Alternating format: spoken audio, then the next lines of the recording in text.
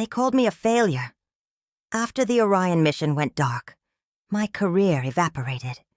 They said I pushed too far, gambled with lives, and lost. So when a signal, something not of this world, started pulsing from a chasm that shouldn't exist, I was the only one they could call. The only one desperate enough to go. My name is Dr. Vivian Holloway, and this is my confession. The mission was simple, on paper. Lead a team of the world's best cave divers into the newly discovered Tartarus Chasm. Retrieve the artifact broadcasting the signal. Get out. Easy. But from the moment we breached the surface, nothing was easy. The chasm wasn't just a hole in the ground. It was a wound in the earth. The rock was like polished obsidian, unnaturally smooth in the darkness. It wasn't just the absence of light. It was a presence, a heavy, suffocating weight that pressed in on us, more than the tons of rock and water overhead. Our team was the best. Marcus, our lead diver, a man who'd charted the deepest trenches on Earth. Lena, the geologist, her eyes wide with a manic glee at the impossible formations. And Kenji, our comms specialist, the lifeline to the world above. We were professionals, unafraid of the dark. But this place was afraid of us. The descent began.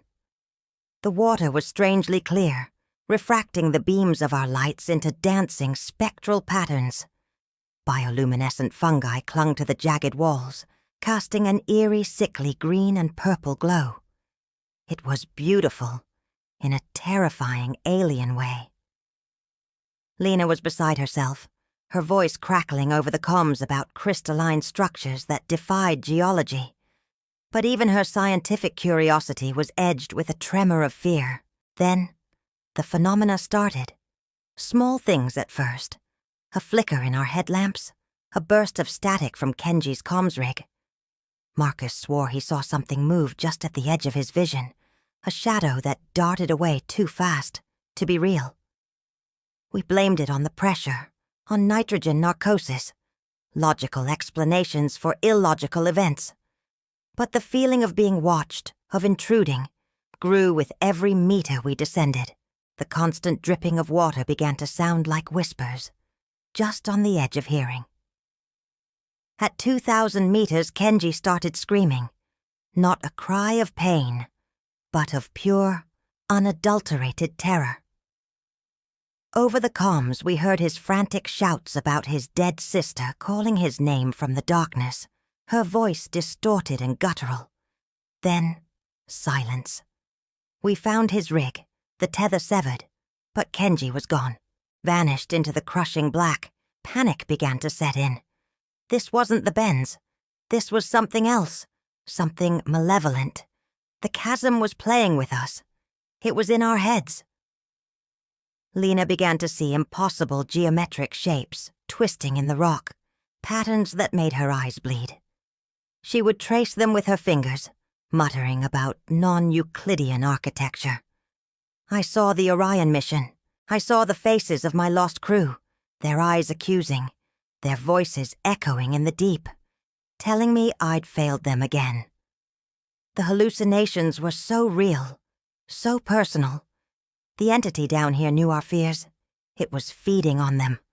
The pressure was immense, but the psychological toll was worse. We were no longer a team. We were 3 terrified individuals, lost in our own private hells. The artifact's signal was our only guide, a siren's call pulling us deeper into madness. Marcus, the unshakable rock of our team, finally broke. He saw his children, pale and drowned, beckoning him into a side passage. He swam towards them, ignoring my screams. I never saw him again.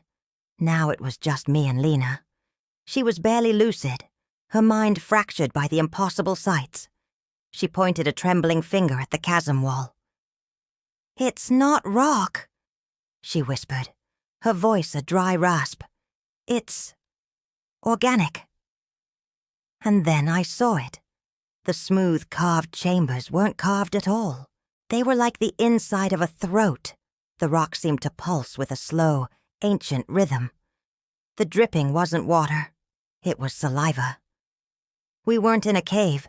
We were inside something alive. We reached the source of the signal. A vast cavern opened up, and in the center, hovering just above the floor, was the artifact.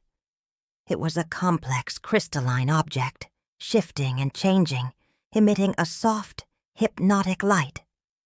But we weren't alone.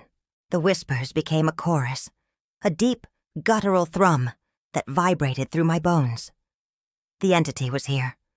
It wasn't just guarding the artifact. The artifact was a lure, a trap. Lena, lost to the madness, reached for the artifact. As her fingers brushed its surface, her body convulsed. Her bones snapped and reshaped, her flesh melting and reforming into something horrific, an effigy of cosmic dread. She became a part of the chasm, her silent scream echoing in my mind. I was alone, the last survivor. The full, mind-shattering truth crashed down on me. The chasm itself was the entity, a living, thinking being from the dawn of time, and we had just woken it up. It perceived us as a virus, an infection to be purged. My science, my logic, it all shattered against the scale of this thing. But I was still a scientist. My disgraced career was built on radical, desperate ideas. The seismic sensors we'd placed on the way down, I could overload them, trigger a cascade failure, a controlled collapse. It was a crazy gamble. It would bury the artifact, bury the entity, and most likely, bury me. It was the only way. Racing against my own unraveling sanity, I hacked into the system. The entity knew what I was doing. The chasm groaned around me. The rock began to shift. The water churned into a vortex. The whispers became a deafening roar of pure rage. I saw it then. Not with my eyes, but with my mind. A being of infinite star-dusted darkness, its form too vast for my brain to comprehend. I slammed the key. A deafening crack echoed through the deep. The walls began to crumble. I grabbed a fragment of the artifact that had broken off in Lena's transformation and swam. I swam with the last ounce of my strength, propelled by pure adrenaline and terror. The chasm was collapsing behind me, a symphony of destruction sealing the cosmic horror away. I don't know how I made it. I remember the pressure lessening, the darkness turning to gray, then to blinding light. I burst through the surface, gasping, my lungs on fire. I crawled onto the shore, clutching the pulsating fragment, its faint signal a cold comfort against my skin. The sun felt alien. The sky, once my obsession, was now just a vacant, empty canvas. They found me there staring at the heavens, a broken shell of a woman. I had succeeded. I had sealed the tomb. But I didn't feel like a hero. I felt like a messenger who had seen the face of God and found only a monster. I survived, yes, but Dr. Vivian Holloway died in that chasm, and what came back will forever be marked by the abyss. The artifact in my hand still pulses, a faint heartbeat from a darkness I can never unsee, and sometimes in the dead of night, I can still hear the whispers. Thanks for watching. If you or someone you know is struggling with mental health, please reach out. There are resources available, and you are not alone. Don't forget to subscribe for more stories from the edge of reality.